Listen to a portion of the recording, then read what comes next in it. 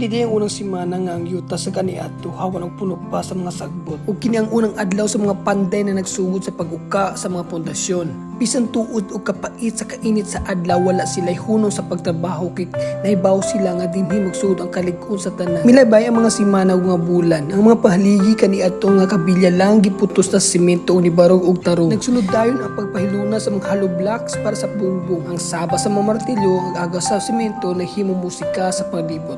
Sa pag-abot sa panahon nga gitawd ng atop, nigaan ang paminaw sa tanan. Kaya dunay nay masaliptan nga ulan ug init. Hinihinay na ang nakita ang mga porma sa drawing lang makita sa una. Human sa pila ka bulan sa paningkamot na human gyud ang tanan. Wala na sabang mga scaffolding o mga sobrang akaw sa palibot. Gikan sa blueprint hangtod sa pagbuo sa semento. Karon pindala lang kulang. Ang damgon nga giampuan kaniadto hapit gyud makabot karon.